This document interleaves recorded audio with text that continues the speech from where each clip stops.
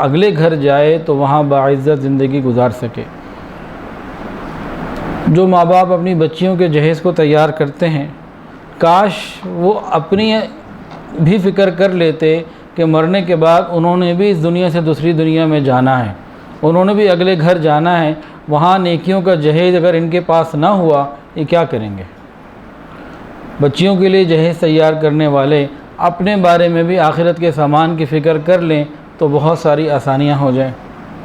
انسان جب غفلت میں گزار رہا ہوتا ہے وقت، تو بعض مرتبہ اللہ رب العزت سال میں کبھی 1 دفعہ 2 دفعہ گاہے بگاہے اللہ تعالیٰ وَلَنُذِيقَنَّهُم مِّنَ الْعَذَابِ الْأَدْنَىٰ دُونَ الْعَذَابِ الْأَكْبَرِ لَعَلَّهُمْ يَرْجِعُونَ، اللہ تعالیٰ بڑے عذاب سے بچانے کے لیے دنیا میں چھوٹی چھوٹی تکلیفیں بھیج دیتے ہیں۔ وہ قیامت کی تکلیف اور زلزلے سے تو چھوٹی ہوتی ہیں، لیکن بعض مرتبہ وہ اپنا چھوٹے پن کے باوجود ان کی تکلیف بڑی بھی ہوتی ہے۔ جیسے چند دن پہلے زلزلہ آیا۔ اب زلزلے آنے کی وجوہات کیا ہیں؟ مختلف وجوہات ہیں۔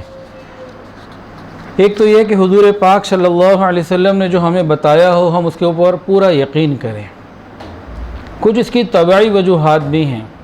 زلزلہ آیا اور میں نے امی عائشہ صدیقہ رضی اللہ تعالیٰ عنہ کا ایک جو فرمان تھا وہ ٹویٹ کیا، اللہ کی شان، اس کے جواب میں ایسی ایسی باتیں آئیں، الامان والحفیظ۔ دکان پر ایک صاحب آئے، میرے سامنے بیٹھ کے، وہیں شالمی کے دکاندار کہنے لگے لگتا ہے امریکہ نے نیچے سے پلیٹیں ہلا دیں۔ اتنے بڑے حادثے کے بعد بھی بات اللہ کی طرف رخ نہیں کیا کہ امریکہ نے کچھ کر دیا، یہ مجھے انہوں نے کہا۔ اور مختلف قسم کی ایسی باتیں ہیں جو بہت تکلیف دہ ہیں۔ ہمیں اپنے ایمان کو، یقین کو بنانے کی ضرورت ہے، ہمیں اس کی فکر کی ضرورت ہے کہ ہم اللہ کے حکم اور نبی کے طریقے کو نبی کی بات کو سمجھیں اور مانیں۔ آج میڈیا اور کفر کی محنت اتنی بڑھ گئی کہ ایمان والوں کے گھر میں رہتے ہیں، کلمہ پڑھتے ہیں، لیکن ایمان ان کا بنا ہوا نہیں، یقین نہیں ہے، اور علماء سے اتنا دور کر دیا گیا اور دین سے اتنا پیچھے ہٹا دیا گیا کہ آج یقین ہی نہیں رہا، سارا کچھ ہمارا بہت تکلیف میں چلا گیا۔ ہمیں چاہیے کہ ہم اپنے ایمان کی فکر کریں۔ آج ہم اپنے ایمان کی فکر کریں گے تو انشاءاللہ ہمارا ایمان بھی بنے گا اور بچے گا، اور ہماری نسلوں میں بھی یہ بات پیدا ہوگی۔ اور اگر ہم نے ہی ایمان کو نہ بنایا تو نسلوں کے بارے میں تو پھر اطمینان رکھیں کہ یہ پھر ہمارے مرنے کے بعد پتہ نہیں گیتا یا رامائن پڑھ رہی ہوں، یا 1 منٹ کی خاموشی ہو، یا پھر کینڈل لائٹ جلا کے ایصال ثواب ہو رہا ہو۔ بہت خطرے والی باتیں ہیں، اللہ ہماری حفاظت فرمائے۔ زلزلے آنے کی طبعی وجوہات بھی ہیں اور شرعی وجوہات بھی ہیں۔ طبعی وجوہات تو یہ ہیں کہ جب زمین کو اللہ نے بنایا تو انتہائی گرم حالت میں تھی، اوپر کی سطح ٹھنڈی ہو گئی، لیکن اندر ابھی بھی مولٹن میٹل موجود، یعنی آگ موجود ہے۔ جب وہ آپس میں سیٹل ہوتے ہیں، پلیٹیں ہیں سیٹل ہوتی ہیں، تو زمین کے اوپر زلزلے کی کیفیت آ جاتی ہے۔ بلکہ سائنسدان یہ بتاتے ہیں کہ پوری دنیا میں روزانہ کہیں نہ کہیں زلزلے آتے رہتے ہیں، اور شاید 100 کے قریب بھی اس کی تعداد ہو جاتی ہے، لیکن وہ اتنے ہلکے ہوتے ہیں کہ اوپر محسوس نہیں ہوتے، اور کبھی اللہ چاہتے ہیں تو ان کا اتنا تیز ان کو کر دیتے ہیں کہ اوپر بھی محسوس ہو جاتے ہیں۔ بھئی زمین بنائی کس نے؟ اگر نیچے پلیٹیں رکھی ہیں تو وہ رکھی کس نے؟ اگر نیچے آگ موجود ہے تو وہ رکھی کس نے؟ اور وہ کس کے حکم سے چل رہی ہے؟ وہ فالٹ جو ہزاروں سال سے یا لاکھوں سال سے کب سے اللہ نے رکھے ہوئے تھے، ان کو ہلاتا کون ہے؟ ان کو اللہ ہلاتا ہے، جب چاہتا ہے ہلا دیتا ہے، اور جتنا چاہتا ہے اتنا ہلاتا ہے، اور جس علاقے پہ چاہتا ہے اس علاقے پہ ہلاتا ہے۔ تو ہم سب سے پہلے تو زلزلے کی وجوہات کو دیکھتے ہیں، اس کے بعد 2-3 سوالات کے جوابات۔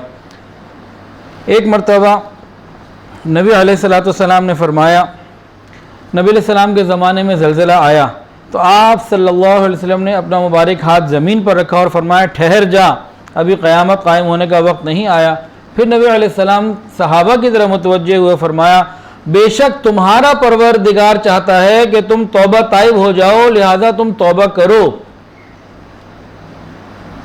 نبی علیہ السلام کی زندگی میں زلزلہ آیا، آپ نے زمین پر ہاتھ رکھا، اس کو کہا ٹھہر جا، ابھی قیامت کا وقت نہیں آیا۔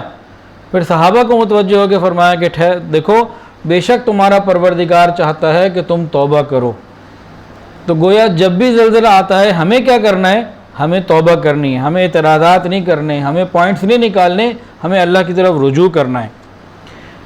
حضرت عمر فاروق رضی اللہ تعالی عنہ کے زمانے میں زمین میں زلزلہ آیا مدینہ میں، آپ نے حیران ہو کر کہا یہ کیا ہے؟ کون ہے تم میں سے جس نے کسی نئے عمل کا یعنی گناہ کا، بری بات کا ارتکاب کیا ہے؟ اگر ایسا پھر ہوا تو میں تمہارے درمیان نہیں رہوں گا۔ گویا اس بات کا مفہوم یہ ہوا کہ بدعمالیوں کی وجہ سے زلزلے آنے کے امکانات ہوتے ہیں۔ اسی طرح حدیث میں موجود ہے، امی عائشہ صدیقہ رضی اللہ تعالی عنہ سے پوچھا گیا کہ زلزلے کیوں آتے ہیں؟ آپ نے 3 وجوہات بتائیں، 3۔ ایک وجہ یہ بتائی، فرمایا کہ جب عورتیں مردوں کے لیے خوشبو کا استعمال کریں، جب عورتیں مردوں کے لیے خوشبو کا استعمال کریں۔ آج دیکھیے پارٹیوں میں جانے کے لیے، شاپنگ میں جانے کے لیے اور ملاقاتوں پہ جانے کے لیے نامحرموں کے لیے خوشبو کا استعمال کرنا کتنا بڑھ گیا۔ دوسرا فرمایا کہ جب عورتیں غیر محرم کے سامنے ننگا ہونے میں شرم اور جھجک محسوس نہ کریں۔ چہرے کا پردہ تو آج گیا ہی ختم، اس کی تو بات ہی کوئی نہیں کرتا، حالانکہ چہرے کا پردہ بھی لازمی ہے۔ اس کے اوپر اپنے دلائل ہیں، فَاسْأَلُوهُنَّ مِنْ وَرَاءِ حِجَابٍ۔ اور احرام کی حالت میں چہرے کو کپڑا نہ لگنے دینا، یہ اس کی دلیل نہیں ہے کہ چہرے کا پردہ نہیں کرنا۔ احرام کی حالت میں جب فرمایا کہ دیکھو تمہارے چہرے پہ کپڑا نہ لگے، تو گویا باقی وقت میں لگا ہے تو ہٹوایا رہے نا، اور نہ ہٹواتے کیوں؟ تو جب عورتیں مردوں کے سامنے بے لباس ہونے میں جھجک محسوس نہ کریں، اب کھلے بازو، کھلے گردن اور عجیب عجیب سے حالات، یہ فرمایا کہ دوسری وجہ ہے۔ اور تیسرا فرمایا کہ جب شراب اور موسیقی عام ہو جائے تو بس تم پھر زلزلوں کی امید رکھنا۔ یہ کس نے بتایا؟ امی عائشہ صدیقہ رضی اللہ تعالی عنہا نے۔ اس کے علاوہ حضرت عبداللہ ابن مسعود رضی اللہ تعالیٰ عنہ فرماتے ہیں جب کسی قوم کے اندر سود اور زنا عام ہو جائے تو وہ اپنے آپ کو اللہ کے لیے عذاب کے لیے پیش کر دیتی ہے، اللہ کے سامنے عذاب کے لیے پیش کر دیتی ہے جب سود اور زنا عام ہو جائے۔ سود تو اتنا عام ہو چکا ہے کہ ایک ساتھی ہیں بینک میں جاب کرتے ہیں، وہ جس وقت ابھی تو ان کی کہیں چینج ہو گئی، شفٹ کہیں کسی اور برانچ میں چلے گئے۔ 3-4 سال پہلے میں ان سے پوچھا تھا، وہ اس وقت جس برانچ میں تھے، میں نے پوچھا کہ سود کے بارے میں بتائیے۔ کہنے لگے حضرت اندازہ آپ خود لگا لیں، جس برانچ میں میں ہوں اس میں 4000 اکاؤنٹس ہیں، 3500 سے زیادہ سودی ہیں اور باقی غیر جو ہیں وہ کرنٹ اکاؤنٹ، اور بہت ساری سود کی شکلیں اس وقت عام ہو چکی۔ اور زنا، اس کے بارے میں کیا کہا جائے، پاک دامن نوجوان تلاش کرنا بہت مشکل ہو گیا۔ تو فرمایا کہ جب یہ چیزیں عام ہو جائیں تو زلزلوں کی اور عذاب کی امید رکھنا۔ اب یہ وہ باتیں ہیں جو ہمیں بتائی گئیں، ہمارے ایمان کا تقاضا یہ ہے کہ ہم ان کو مانیں، لیکن آج اس کے اوپر اعتراضات ہوتے ہیں۔ ایک اعتراض کیا ہوتا ہے جی، یورپ میں تو زیادہ ننگی عورتیں ہیں تو وہاں کیوں نہیں آیا، کشمیر میں کیوں آ گیا؟ کافروں میں تو زیادہ خرابیاں ہیں تو مسلمانوں میں تو کم ہے، پھر مسلمانوں میں کیوں آیا، کافروں میں کیوں نہیں آیا؟ جب ایمان یقین ہو تو پھر یہ بات ہی نہیں پیدا ہوتی ہے۔ یہ سوالات اس بات کا اقرار بتا رہے ہیں، یہ سوال ہی یہ بتا رہا ہے کہ اندر ایمان کی کمزوری ہے، ہمیں اپنے ایمان کو بنانے کی ضرورت ہے۔ تاہم اس کا جواب بھئی اللہ کی مرضی ہے، جہاں چاہے وہ دکھائے، جہاں چاہے اپنا معاملہ کرے، وہ اللہ کی مرضی ہے، اس کے اوپر ہم کیا کہہ سکتے ہیں؟ ایک جواب تو ہی ہو گیا۔ دوسرا جواب یہ ہے کہ آپ کے گھر میں بھی بچے ہیں، پڑوس کے گھر میں بھی بچے ہیں۔ آپ کا بچہ جب کوئی حرکت کرتا ہے تو آپ اسے تھپڑ بھی مار دیتے ہیں، تنبیہ بھی کر دیتے ہیں، پڑوس والوں کو نہیں کرتے، اس کی اتنی فکر نہیں ہوتی۔ تو بھئی مسلمانوں میں اگر کوئی بات ہو تو اللہ مسلمانوں کو جھنجھوڑتے ہیں کہ یہ قیامت کے عذاب سے بچ جائیں۔ کافروں کو تو ویسے ہی چھوڑا ہوا کہ ان کی قیامت کے دن گرفت کرنی ہی کرنی ہے۔ ایک جواب یہ ہے، اور ایک جواب یہ ہے کہ ایسا نہیں ہے کہ کافروں میں زلزلے نہیں آتے، وہاں بھی زلزلے آتے ہیں، اور تاریخ اس بات کی گواہ ہے، اس کی اپنی تفصیلات ہیں۔ تو یہ کہنا جی وہاں کیوں نہیں آیا، یہاں کیوں آ گیا، یہ قول اس بات کی دلیل ہے کہ ایمان نہیں بنا ہوا۔ اس کے علاوہ کہ جی بے حیائی تو ادھر لاہور میں بھی بہت ہے، تو ادھر کشمیر میں کیوں آیا جی؟ اگر موسیقی، زنا، شراب۔ کچھ دن پہلے ایک صاحب مجھے ملے، وہ ایک ہاسپٹل میں ڈاکٹر ہیں، کہنے لگے کہ ہمارے پاس نشے کے مریض اتنی کثرت سے آ رہے ہیں کہ میں پریشان ہو گیا۔ کہتے ہیں پھر میں نے جب معلومات کی تو مجھے یہ معلوم ہوا ہمارے یہاں ایک اسٹاف جس کی سیلری 15-20 ہزار روپے تھی، وہ نشے میں آیا، تو اس کے لیے باقی لوگوں نے بھی اس کا خیال کیا۔ تو میں نے پوچھا اس کو کیا ہوا، کہ شراب پی کے آیا۔ میں نے کہا بھی شراب کی تو بوتل اتنی مہنگی ہوتی ہے، تو اس کی تو تنخواہ اتنی نہیں ہے۔ کہنے لگے جی آپ کدھر پھرتے ہیں، مہنگی والے تو امیر لوگ پیتے ہوں گے، ابھی تو گلی گلی سے عام بھی ملتی ہے۔ یہ ان کے الفاظ ہیں۔ پھر کہنے لگے صرف لاہور شہر میں کئی لاکھ بوتلیں، انہوں نے 4 لاکھ کا لفظ بولا غالباً، کہ 4 لاکھ شراب کی بوتل تو لاہور میں سیل ہو رہی ہے بقول ان کے۔ اب انہیں کہاں سے پتہ لگا کیا ہوا ہمیں نہیں معلوم۔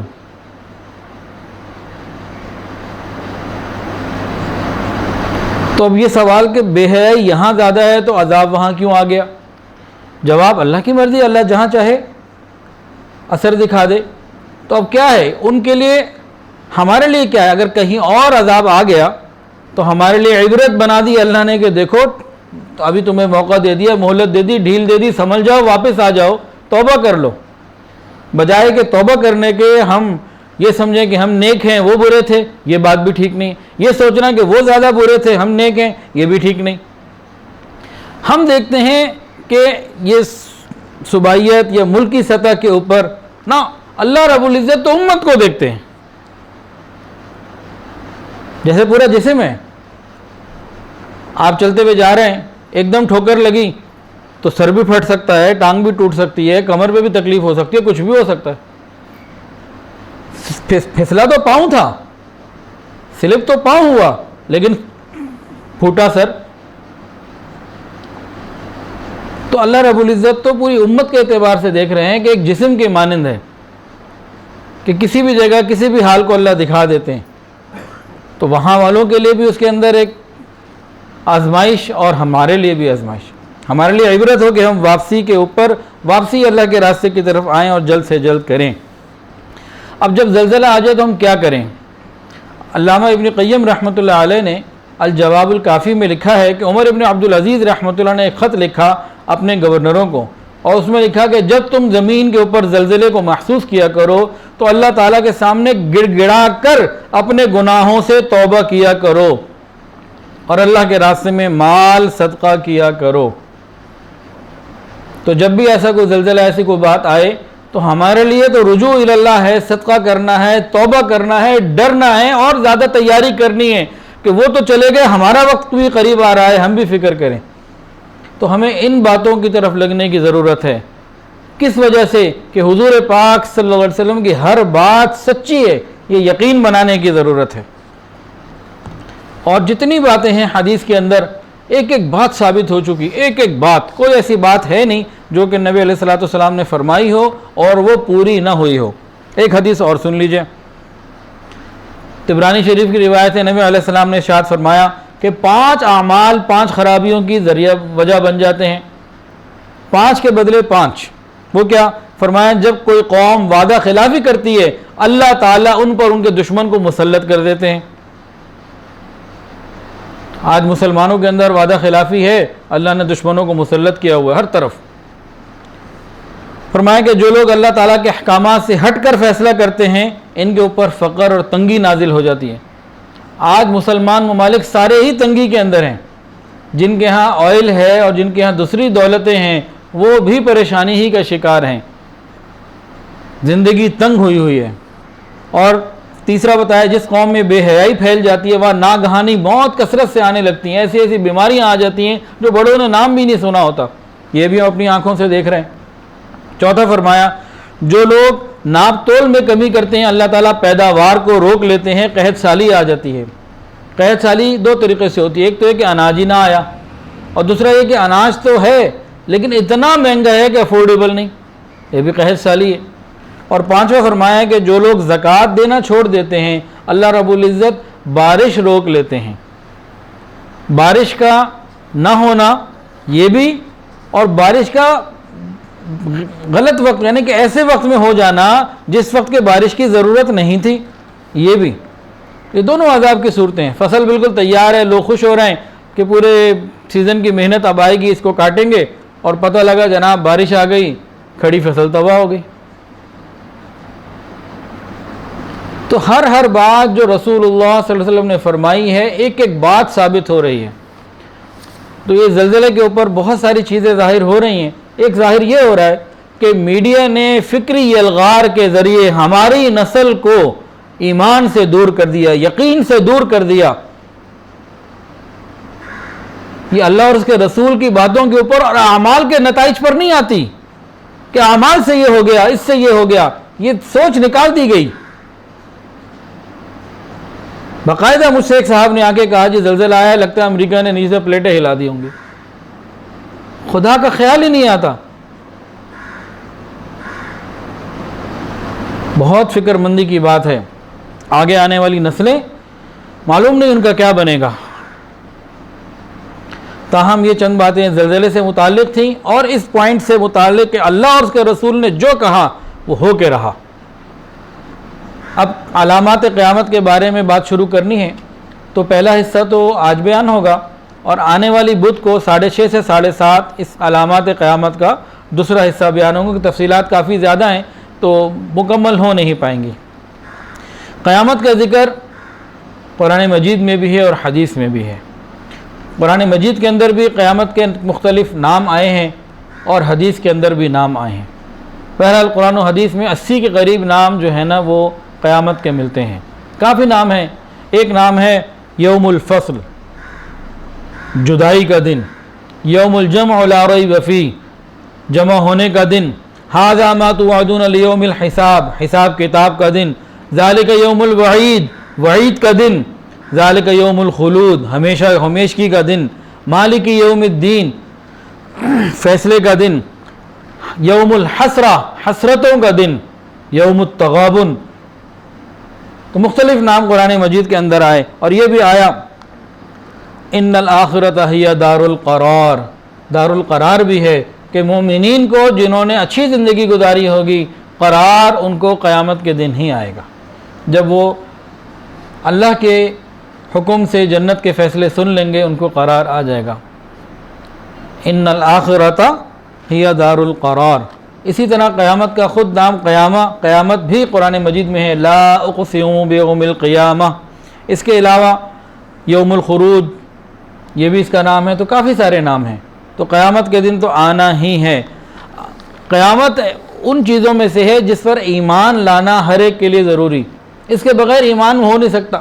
مشرکین مکہ میں بعض ایسے تھے کہ وہ قیامت کا انکار کرتے تھے، کہتے مٹی ہو گئے، مرنے کے بعد تو دوبارہ کون اٹھے گا؟ تو قیامت پر ایمان لانا ہر مسلمان کے لیے ضروری ہے، اس کے بغیر ایمان مکمل نہیں۔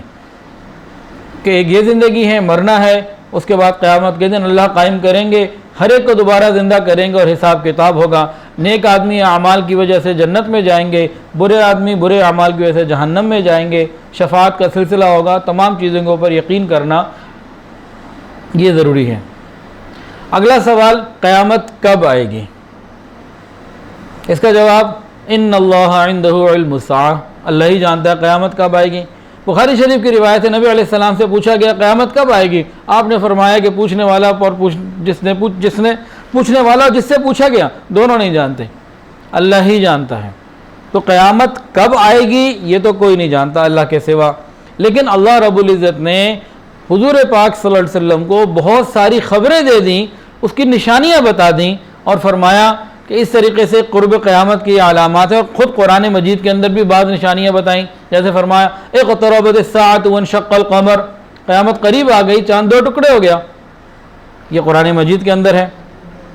اسی طرح قرآن میں فرمایا فَهَلْ يَنظُرُونَ إِلَّا السَّاعَةَ أَن تَأْتِيَهُم بَغْتَةً فَقَدْ جَاءَ أَشْرَاطُهَا، کہ یہ قیامت کے انتظار میں کہ اچانک آ پڑے۔ فرمایا کہ یقین تحقیق سمجھ لو، یاد رکھو کہ آ چکی ہیں کچھ نشانیاں، فقد جاء اشراطها، کہ بعض نشانیاں تو آ چکی ہیں۔ قرآن مجید میں فرمایا تلک من انباء الغیب نوحی الیک، اللہ تعالیٰ نے رسول اللہ صلی اللہ علیہ وسلم کو بہت ساری غیب کی خبریں عطا فرمائیں۔ اب علامات قیامت کو بیان کرنا ہے، کیوں؟ پہلا سوال کیا تھا؟ آئے گی کب؟ اللہ جانتا ہے، لیکن ہم پہچانیں گے کیسے؟ علامات سے پہچانیں گے۔ علامات کچھ قرآن میں بتائی گئی اور بہت تفصیل کے ساتھ حدیث کے اندر بتائی گئی۔ اب علامات قیامت کو جاننا کیوں ضروری؟ ایک تو کہ ہمارا اپنا یقین اور بڑھے، اور دوسرا ہمیں فکر پیدا ہو، مرنا ہے، جانا ہے اللہ کے پاس، تو اس کے لیے ہم فکر مند ہو جائیں اور اس کی تیاری شروع کر دیں، اپنا قبلہ ٹھیک کر لیں۔ اب علامات قیامت کی 3 اقسام ہیں، تیسری تو آج ذکر نہیں ہوگی، پہلی ہوگی اور دوسری میں سے کافی ہو جائیں گی۔ پہلی قسم، دوسری قسم اور تیسری قسم، 3 قسمیں ہیں۔ پہلی قسم کو وہ کہا جاتا ہے بعیدہ، علامات بعیدہ، جو قیامت سے خاصی دور ہے، اور ان کو علامات صغرا بھی کہا جاتا ہے۔ دوسری قسم متوسطہ، درمیان میں، جو ہو چکی ان کے بعد ہیں اور جو بہت قریب قیامت کے زمانے میں آئیں گی، ان کے درمیان میں ہے متوسطہ۔ اور تیسری کو کہا جاتا ہے قریبہ یا کبریٰ۔ قریبہ کہا جاتا ہے کبریٰ، قریبہ سے مراد قیامت کے بالکل قریب، اور کبریٰ سے مراد بہت بڑی۔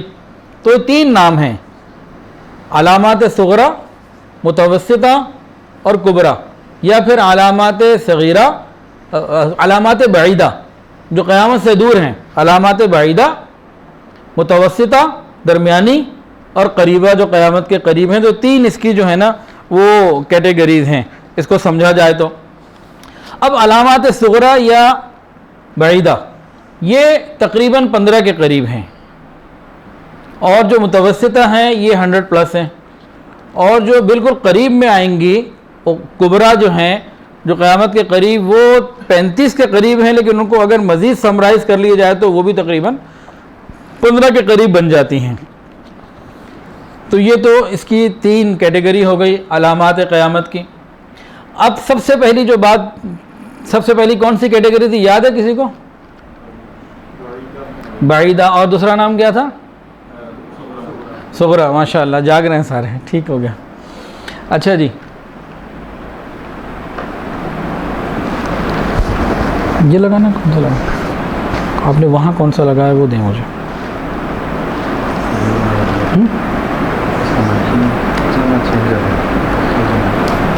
حسان کیا کرنے آئے تھے؟ خالی ٹائم ضائع کرنے آئے تھے؟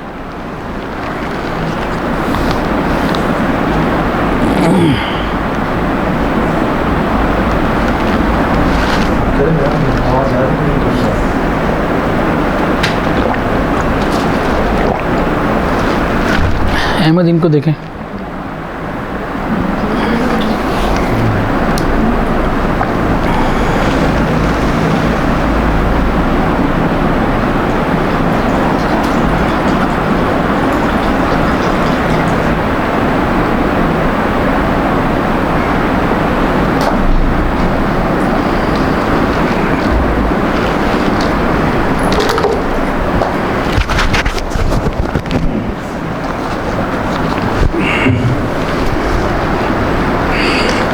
یہ علامات غفلت ہے کہ مائک کوئی اور لگا ہوا ہے اور جو اصل مائک ہے وہ اندر پڑا ہوا ہے، اس کو علامات غفلت کہہ سکتے ہیں۔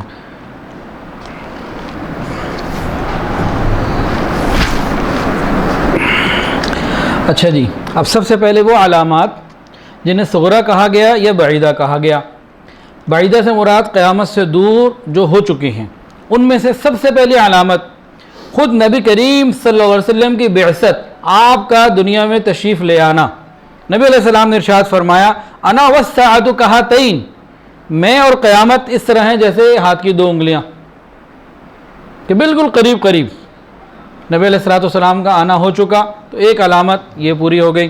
دوسری علامت اقتربت الساعۃ وانشق القمر، چاند کا 2 ٹکڑے ہو جانا رسول اللہ صلی اللہ علیہ وسلم کے حکم سے، اشارے سے، اور دوبارہ اس کا مل بھی جانا، یہ 2 علامات ہو گئیں۔ نمبر 3، نبی علیہ السلام کا دنیا سے چلے جانا، پردہ فرما جانا۔ خود حدیث کے اندر یہ بات موجود ہے، بخاری شریف کی روایت ہے، فرمایا کہ اپنی وفات کو بھی ذکر فرمایا علامات قیامت میں سے. تو نبی علیہ السلام کا آنا، اقتربت الساعۃ وانشق القمر، چاند کا 2 ٹکڑے ہونا، اور نبی علیہ السلام کا واپس تشریف لے جانا. چوتھی بات نبی علیہ السلام نے فرمائی بیت المقدس کی فتح ہے.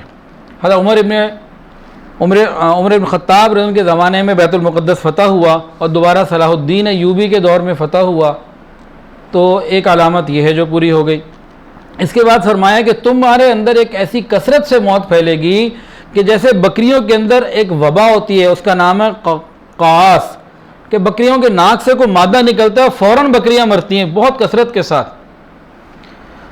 تو علامہ حافظ ابن حجر اسقلانی رحمۃ اللہ علیہ جو بخاری شریف کے شارح ہیں، وہ فرماتے ہیں کہ سن 18 ہجری میں یہ علامت بھی پوری ہو گئی کہ ایک مسلمانوں کا علاقہ تھا جہاں طاعون کی وبا آئی اور 25,000 مسلمان اس میں شہید ہو گئے، جس میں حضرت معاذ بن جبل رضی اللہ تعالیٰ عنہ اور ابو عبیدہ بن جراح رضی اللہ عنہ جیسے صحابی بھی تھے.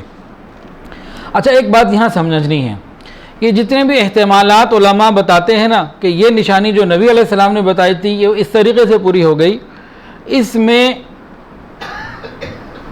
کہیں بھی آگے پیچھے معمولی سا ہو سکتا ہے احتمال. ہم جو آگے باتیں سنیں گے نا، جو باتیں ہوں گی موجودہ حالات سے یا باقی حالات سے، یہ سب اندازے لگائے جا سکتے ہیں، صحیح علم اللہ ہی جانتے ہیں، لیکن پوری ہو رہی ہیں.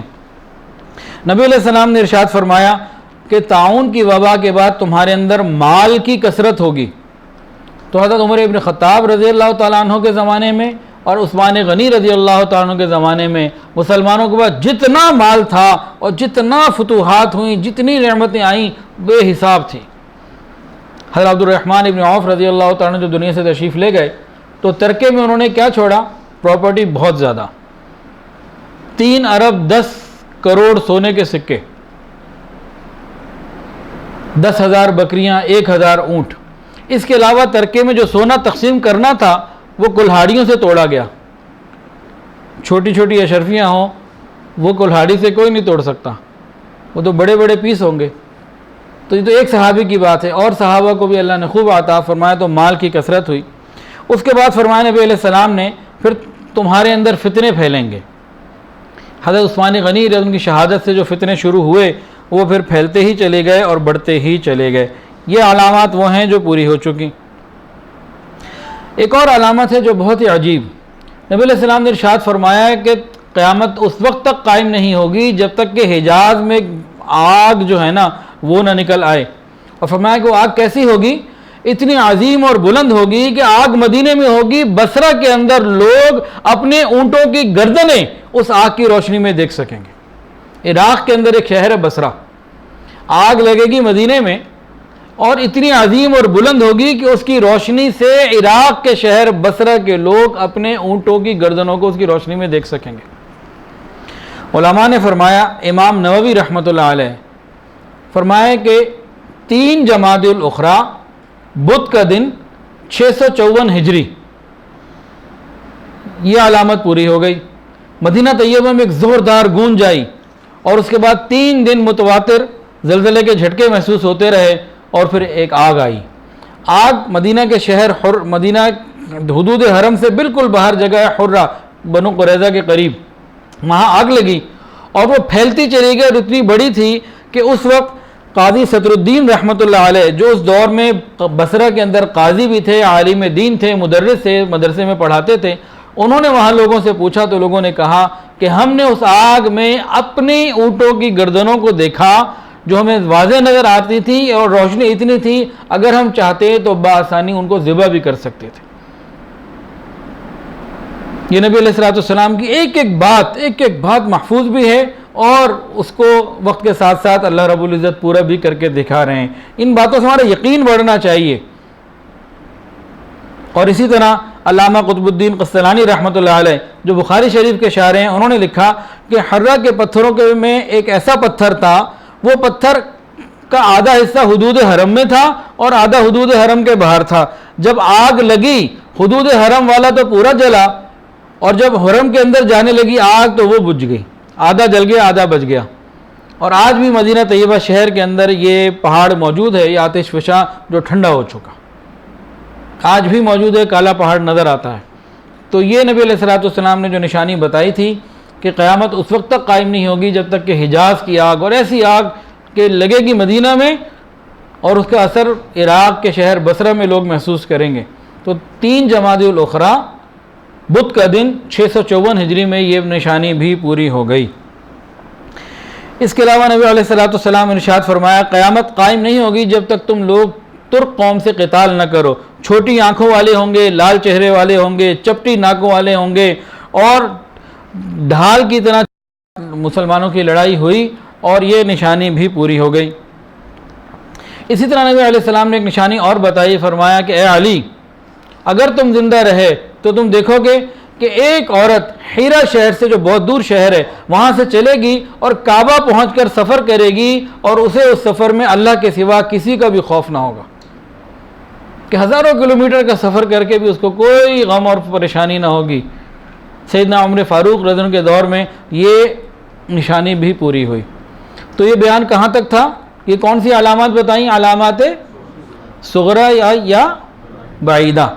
یہ وہ علامات ہیں، ان میں اور بھی ہوں گی لیکن جو اکثر بتا دی ہیں، زیادہ تر جو معروف ہیں، کہ یہ وہ علامات تھیں جو پوری ہو چکی، جہاں ہم اپنے ایمان کو بار بار بڑھاتے جائیں کہ رسول اللہ صلی اللہ علیہ وسلم نے جو فرمایا حق اور سچ ہے۔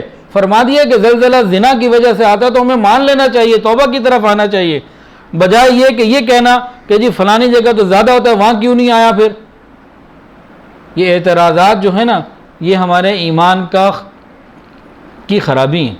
اللہ ہماری حفاظت فرمائے۔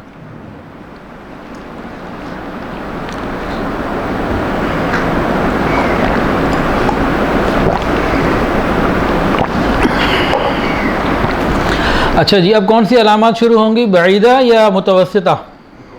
متوسطہ، درمیانی۔ بعیدہ کا بیان تو بدھ کو کریں گے انشاءاللہ۔ اب متوسطہ میں سے جتنی آج ہو جائیں گی آج کریں گے، باقی بدھ کو انشاءاللہ 6:30 سے 7:30 کے درمیان۔ متوسطہ میں ایک اصول کو ذہن میں رکھیے گا، وہ کیا ہے کہ یہ 100 کے قریب ہیں، زائد ہیں، اور ان میں سے ہم جتنی میں ذکر کروں گا نا انشاءاللہ جتنے بیٹھے ہیں سب گواہی دیں گے کہ ہاں واقعی ہو رہی ہیں، لیکن ان کی انٹینسٹی میں فرق آئے گا۔ ابھی جتنی یہ ہیں گو بہت زیادہ ہمیں لگ رہی ہیں، لیکن ابھی اور بڑھیں گی۔ علامات متوسطہ، ان کی ابتدا شروع ہو چکی ہے، اور بہت تو ایسی ہیں جو بہت زیادہ بڑھ چکی ہیں، جیسے زنا، شراب، موسیقی، بہت زیادہ بڑھ چکی ہیں، لیکن ابھی اس انتہا کے باوجود بھی ابھی مزید اس کے اندر شدت باقی ہے۔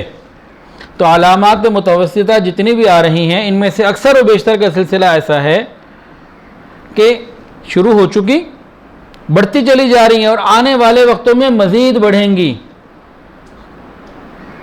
خیر کی امید فی الحال کم لگ رہی ہے، کیونکہ اعمال ہمارے ٹھیک نہیں ہو رہے، ہم توبہ کی طرف جا ہی نہیں رہے۔ ابھی ان علامات کو ہم ذکر کرتے ہیں تو درمیان میں چند باتیں آتی چلی جائیں گی۔ علامات متوسطہ جو علماء نے شمار فرمائی ہیں، ان میں سب سے پہلی ہے علامت جھوٹے نبیوں کا آنا۔ حدیث کے اندر آتا ہے کہ قیامت قائم نہیں ہوگی یہاں تک کہ اللہ تعالیٰ دجال اور کذاب لوگوں کو اٹھائے گا جو 30 کے قریب ہوں گے، اور ان میں سے ہر ایک نبوت کا دعویٰ کرے گا۔ تو علماء نے فرمایا کہ 25 یا 27 کے قریب گزر چکے ہیں، کسی نے کہا 29 گزر چکے ہیں، صرف دجال باقی ہے، کیونکہ دجال پہلے نبوت کا دعویٰ کرے گا پھر خدائی کا دعوے دار بن جائے گا۔ اچھا، ویسے تو بہت زیادہ نام ملتے ہیں تاریخ میں، تو 30 کا ذکر کیوں ہے؟ تو علماء نے فرمایا کہ 30 وہ ہوں گے جن کی بات زیادہ پھیلے گی اور زیادہ مسلمانوں کا نقصان ہوگا۔ جو چھوٹے موٹے آئے گلی کوچوں میں نکل گئے ان کی تعداد شمار نہیں کی گئی، یہ 30 زیادہ بڑے بدماش ہوں گے، جس میں ہمارے زمانے میں جس کا سب سے زیادہ اس وقت چرچا ہے۔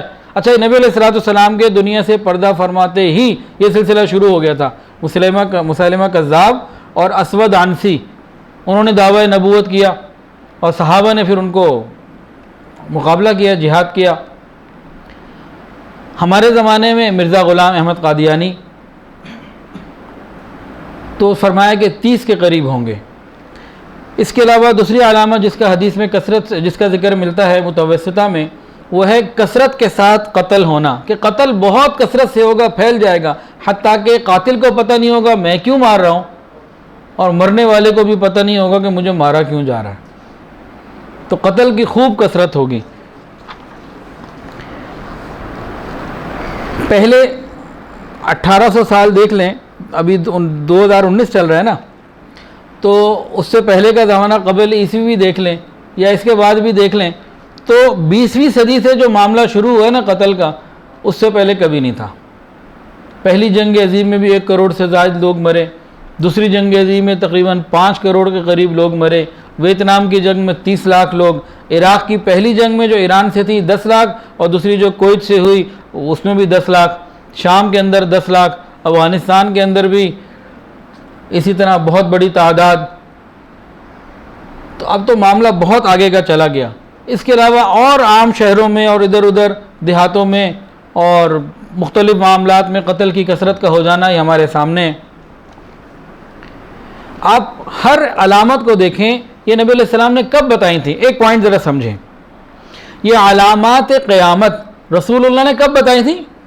جب ان میں سے کوئی چیز موجود نہیں تھی، اور اس وقت ایسی چیزوں کا بتا دینا یہ بہت مشکل بات تھی، لیکن اللہ کے محبوب نے بتائی، اور ہر چیز ہم پورا ہوتا دیکھ رہے ہیں۔ تو میرے بھائیوں، جس طرح ہم ان علامات کو پورا ہوتا دیکھ رہے ہیں، اسی طرح قبر اور قیامت کی باتوں کو بھی ہم پورا ہوتے دیکھیں گے، کہ نماز پڑھیں گے تو جنت ملے گی، نہیں پڑھیں گے تو پھر حساب کتاب میں پریشانی آ جائے گی۔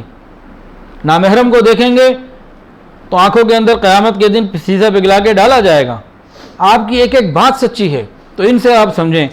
اسی طرح نبی علیہ السلام نے فرمایا کہ قرب قیامت میں دیانت داری ختم ہو جائے گی، لوگوں کے اندر امانت ختم ہو جائے گی۔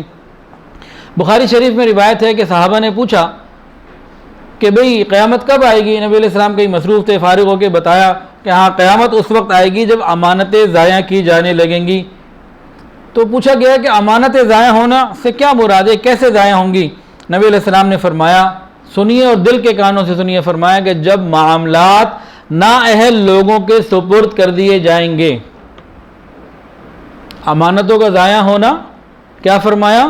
جب معاملات نااہلوں کے سپرد کر دیے جائیں گے، سیٹ عہدہ اس کو ملے گا جو اس کا نااہل ہوگا، اور یہ مستقل ہو رہا ہے اور آگے آنے والے وقتوں میں اور بڑھے گا۔ صرف پاکستان کی بات نہیں ہو رہی، یہ پوری امت کی بات ہو رہی ہے۔ آپ حکمرانوں کو دیکھ لیجئے، پوری امت کے اکثریت کو دیکھ لیجئے، کیا ہے؟ جو آتا ہے بعد والا پہلے سے زیادہ خرابی پیدا کر رہا ہے۔ ہر دفعہ ہم کہتے ہیں جی یہ پہلے سے بہتر ہوگا، پہلے سے برا نکل رہا ہے، پھر کسی اور کو کوئی اور آتا ہے وہ اس سے برا نکلے گا۔ یہ خرابی بہتر، یہ خرابی کی طرف ہی جانا ہے۔ آپ گزشتہ 40 سال سے دیکھ لیجئے، 30 سال سے دیکھ لیجئے، ایک ہے نا کہ ہمارا جذباتی سیاسی لگاؤ کسی پارٹی سے، اس سے ہٹ کر انصاف اور اعتدال کی نظر سے دیکھ لیجئے کہ ہر آنے والا دور مسلمانوں کے لیے، دین کے لیے برے سے برا ہی ہوتا جا رہا ہے، اور اگلا دور اس سے زیادہ برا ہوگا، اس سے اگلا اس سے زیادہ برا ہوگا۔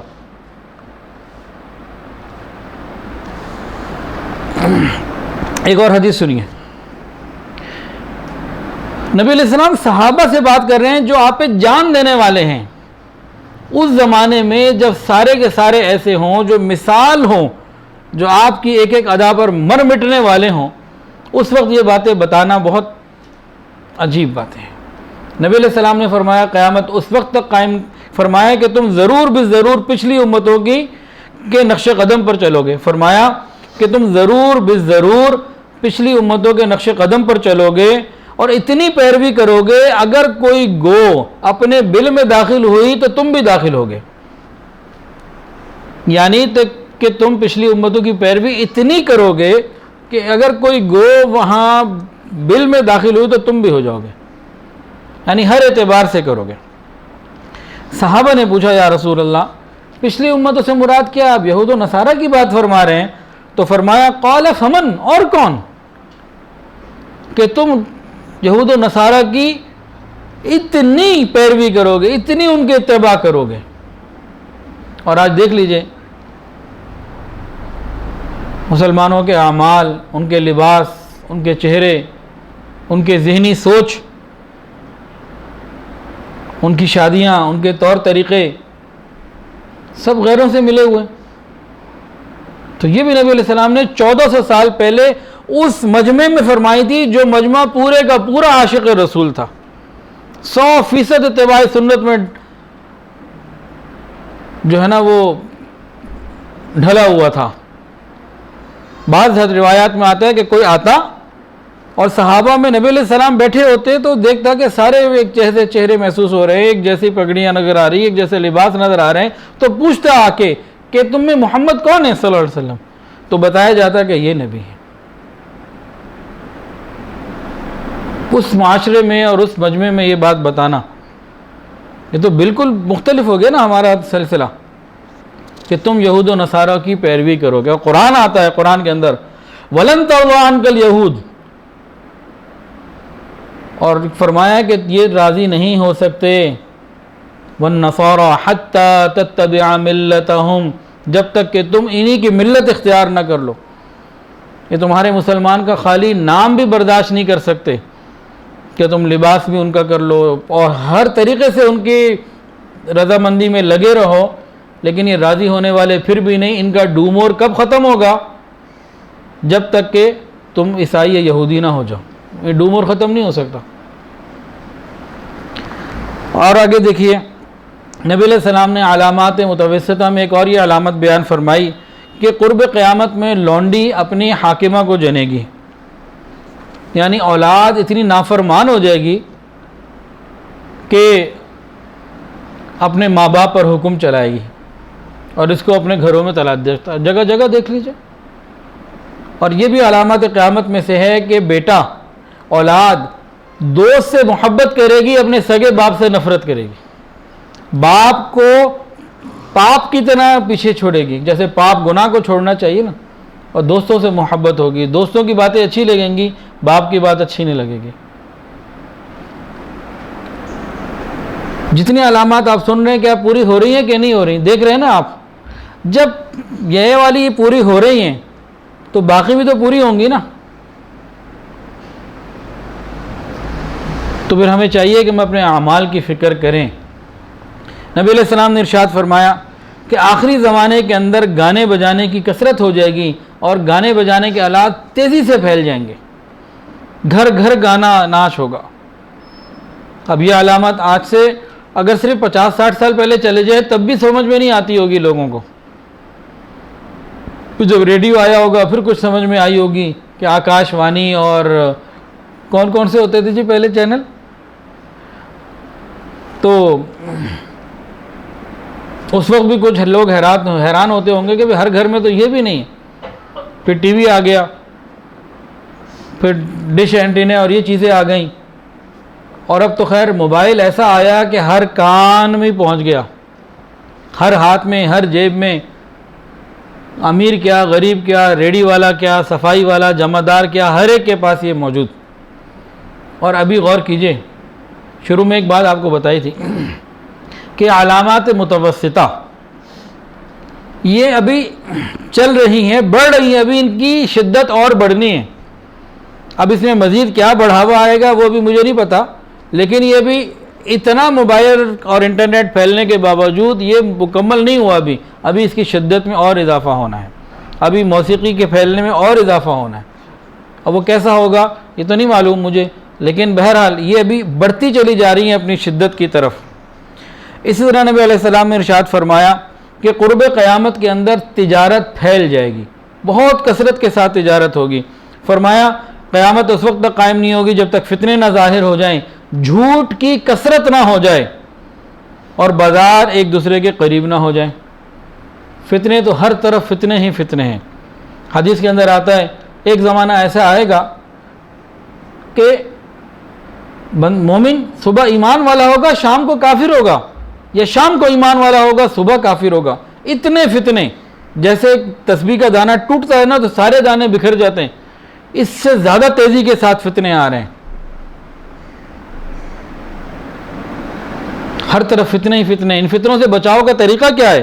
ہم کسی نہ کسی اللہ والے کے ساتھ علماء کے ساتھ اپنے آپ کو جوڑ لیں. اور اس وقت اتنی محنت کی جا رہی ہے خاص طور سے بعض تعلیمی اداروں میں کہ بس علماء سے کسی طرح دور کر دو. جب علماء سے دور ہو گئی قوم پھر ان کو جدھر مرضی لے جاؤ بھیڑ بکریوں کی طرح، پھر ان کو پتہ ہی نہیں ہوگا اللہ کا حکم کیا، نبی کا طریقہ کیا، پھر انہیں جو بتاؤ گے وہ ملے گا.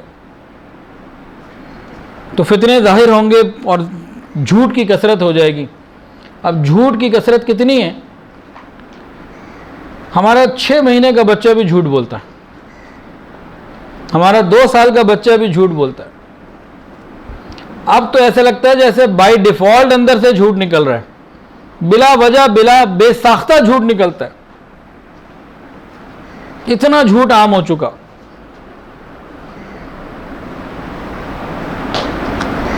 اور فرمایا کہ بازار ایک دوسرے کے قریب نہ ہو جائیں. یہ بازاروں کا ایک دوسرے سے قریب ہونا، اس کے اندر ایک تو یہی کہ بازار پھیلتے چلے جائیں. بھئی آپ لوگوں نے 30 سال پہلے جو بازار دیکھا ہوگا، یہ الگ ہے وہ الگ ہے، وہ قریب بھی ہو گیا ہوگا کوئی. تو اس طرح سے بھی مثالیں کئی ملیں گی.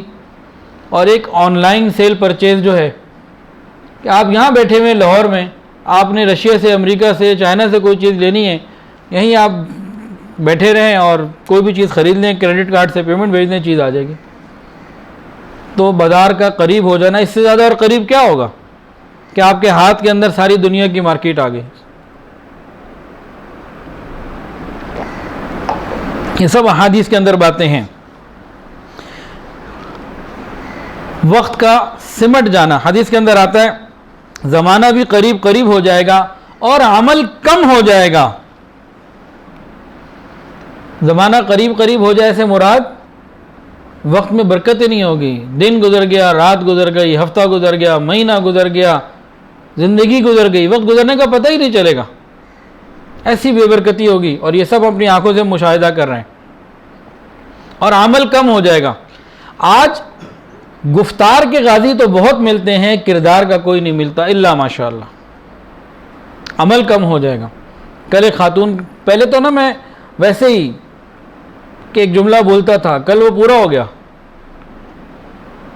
جب معمولات بتاتے ہوئے کئی دفعہ میری زبان سے یہ نکلا کہ اب آنے والا وقت ایسا ہوگا کہ لوگ کہیں گے حضرت 100 دفعہ درود شریف، 100 دفعہ استغفار، 1 سپارہ قرآن، یہ ہم صبح لگا کے نا MP3 کو پلیئر کو آن کر دیں گے، وہ سب پڑھ لے گا، ہمارے معمولات پورے ہو جائیں گے. میں نے کہا اب تو اس طرف جا رہے ہیں ہم لوگ کہ شوق ہی نہیں رہا. تو یہ کئی دفعہ زبان سے جملہ نکلا، اللہ معاف فرمائے. خیر، کل رات کو ایک میسیج آیا مجھے کہ جی سورہ ملک مجھے پڑھنی ہوتی ہے تو کیا خالی آن کر دیا کروں بٹن تو سورہ ملک وہ پڑھ لے. گویڈی کا جنت بھی وہی چلی جائے گی. پھر عمل کم ہو جائے گا. ہمارے اندر عمل نہیں رہا، کوئی شوق نہیں رہا. کچھ لوگ مراقبہ کتنا کرتے ہیں، ذکر کتنا کرتے ہیں، تلاوت کتنی کرتے ہیں، کوئی پتہ نہیں. دعائیں کتنی مانگتے ہیں، کچھ بھی نہیں. اور اپنے ہی نانا دادا اور اپنی ہی نانی دادی، جتنے ہم سب یہاں بیٹھے ہیں، ان کی زندگیوں کو دیکھ لیں. ان کے اعمال ہم سے تو بہت اچھے تھے.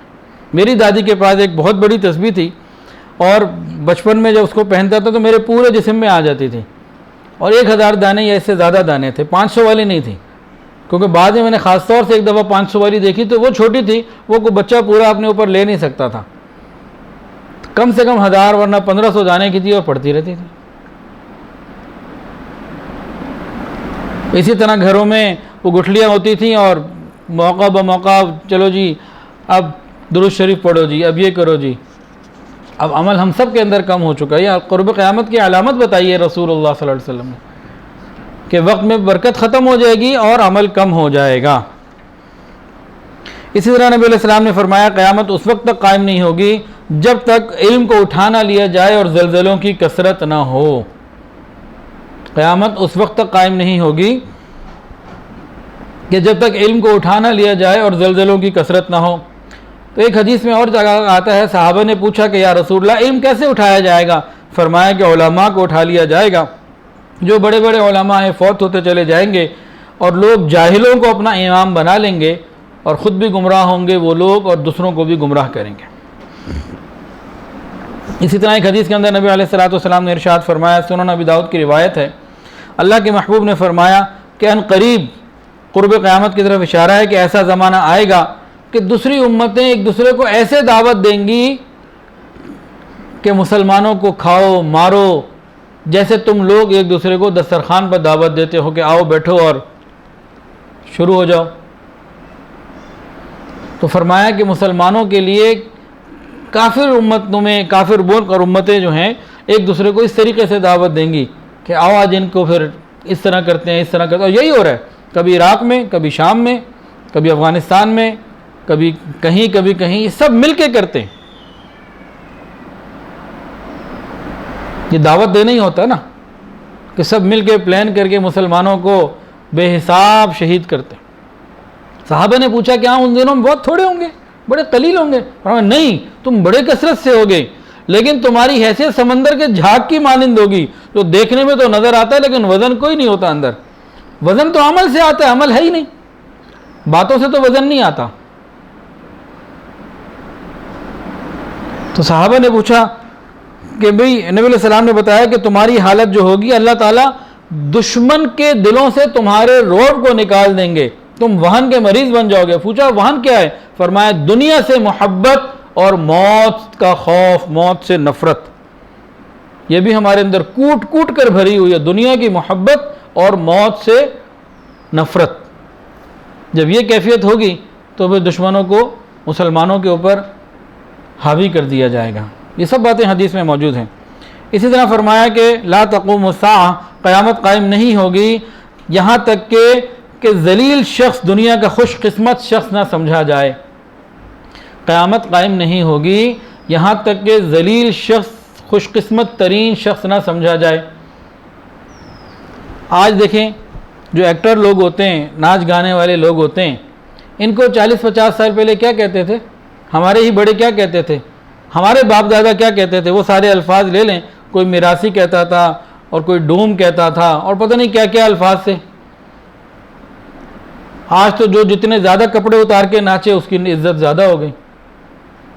ہماری تو سوچ ہی بدل گئی۔ اور باقاعدہ اب تو نیٹ کے اوپر اتنی آسانیاں انہوں نے دے دیں کہ گھروں میں بچیاں ناچتی ہیں اور اپنی جو ہے نا بے حیائی والی ناچ گانے گھروں میں کر کے اپلوڈ کر رہی ہیں، ہر تھوڑی دیر بعد ہو رہی ہے۔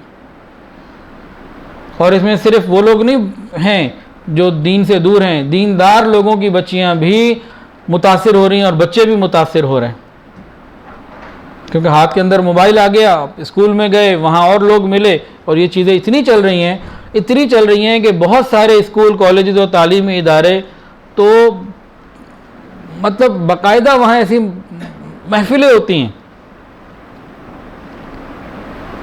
اور جو زیادہ اچھا ناچے، جو زیادہ اچھا گائے، اس کو انعام ملتے ہیں، اس کو ایوارڈ ملتے ہیں، اس کو عزتیں ملتی ہیں۔ باقی لوگ بھی سمجھتے ہیں کہ عزت اسی میں۔ یہ بات بھی نبی علیہ السلام کی پوری ہو گئی۔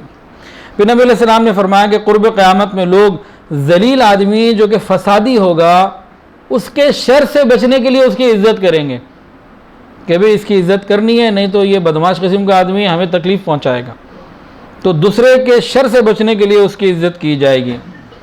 پھر ایک حدیث کے اندر آتا ہے کہ قیامت کی نشانیوں میں سے یہ ہے کہ اچھے لوگ تیزی سے اٹھائے جائیں گے اور پیچھے برے لوگ باقی رہ جائیں گے، نیک لوگ کم ہوتے چلے جائیں گے اور برے لوگ بڑھتے چلے جائیں گے۔ اسی طرح حدیث کے اندر آتا ہے قرب قیامت کے علامات میں سے کہ اچانک جو حادثاتی موت ہے وہ بہت بڑھ جائے گی، اس کی خوب کثرت ہو جائے گی۔ کہیں ایکسیڈنٹ ہو گیا، کہیں گاڑی پوری گر گئی، کہیں کھائی میں گر گئی، کہیں کچھ ہو گیا، بلڈنگ گر گئی، آگ لگ گئی، کچھ بھی ہو گیا، اور یہ چیز بھی بڑھتی ہی چلی جا رہی ہے۔ یہ جو ریسکیو کے ادارے بن رہے ہیں، یہ حادثاتی ادارے یہ کیوں بن رہے ہیں؟ اسی لیے بن رہے ہیں نا کہ حادثاتی اموات بڑھتی چلی جا رہی ہیں۔ اور آخری بات اس کے بعد جو مزید اس چیپٹر کو پورا کریں گے انشاءاللہ اس بدھ کو شام 6:30 سے 7:30 ابھی چل رہی ہیں علامات متوسطہ۔ یہ متوسطہ جو ہیں ان کی کیا آپ کو اس بات بتائی تھی کہ ابتدا ان کی ہو چکی ہے، بڑھتی چلی جا رہی ہیں اور بہت بڑھنا ہے۔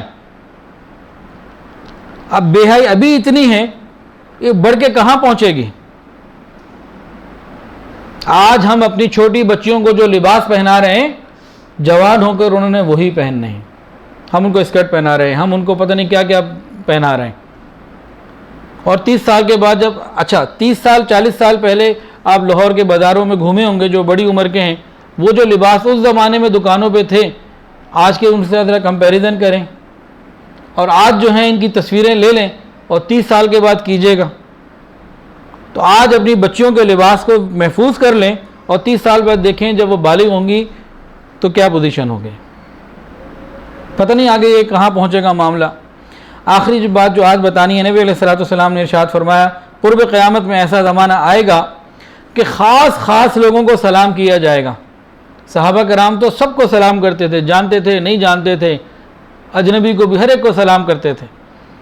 پہچان کر خاص لوگوں سے سلام کیا جائے گا، بھئی میرا اس سے مفاد ہے، میرا اس سے تعلق ہے، یا مجھے اس سے محبت ہے، یا میرا اس سے کوئی کام ہے. سب سے سلام ہی نہیں ہوگا.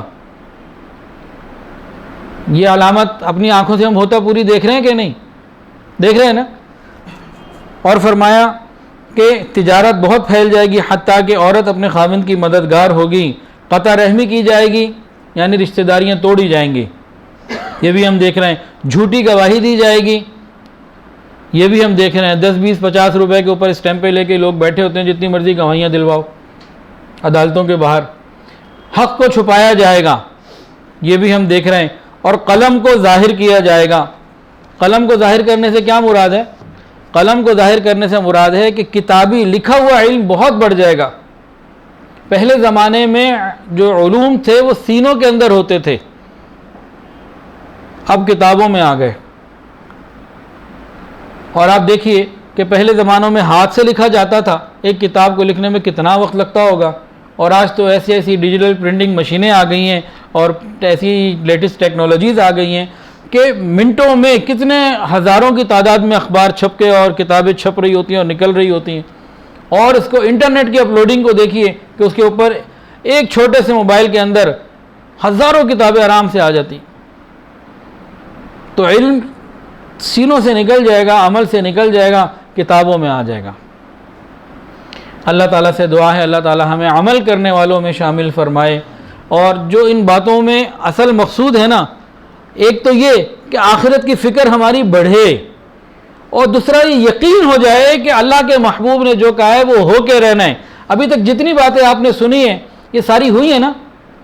اور 1400 سال پہلے جس زمانے میں کہی تھی، اس زمانے میں ان باتوں کا کہہ دینا کوئی آسان سی بات تھی؟ بہت بڑی بات تھی. جو یہ ساری باتیں پوری ہو رہی ہیں تو اس کا مطلب یہ ہوا کہ اعمال سے متعلق ہمارے لیے جو باتیں بتائیں، نماز پڑھو تو یہ ہوگا، نہیں پڑھو گے تو یہ ہوگا، وہ بھی پوری ہونی ہے. حق مارو گے تو یہ ہوگا، حق ادا کرو گے تو یہ ہوگا، یہ بھی پورا ہونا ہے. تم خیر خواہی کرو گے تمہارے مال میں برکت ہوگی، تم صدقہ کرو گے برکت ہوگی، یہ بھی پورا ہونا ہے. سود لوگے، لوگوں کے ساتھ دشمنی کرو گے تمہارے ساتھ بھی برا ہونا ہے. تم پوری ہی بات کو ماننے والے بن جائیں. وآخر دعوانا ان الحمدللہ رب العالمین.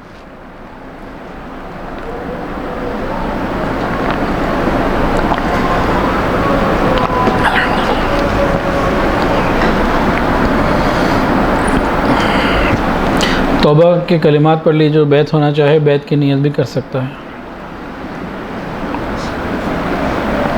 ساتھ ساتھ پڑھ لیجیے. بسم اللہ الرحمن الرحیم. لا الہ الا اللہ محمد الرسول اللہ. اشہد ان لا الہ الا اللہ واشہد ان محمدا عبدہ ورسولہ. استغفر اللہ ربی من کل ذنب واتوب الیہ. استغفر اللہ ربی من کل ذنب واتوب الیہ. استغفر اللہ ربی من کل ذنب واتوب الیہ برحمتک یا ارحم الراحمین. الحمدللہ ان کلمات سے ہم توبہ طائب ہو چکے ہیں. 6 معمولات ہیں، اگر پابندی سے کریں گے تو انشاءاللہ ہم اللہ تعالیٰ کی محبت میں بڑھتے چلے جائیں گے، ہمارے دلوں میں اللہ کی محبت بڑھے گی.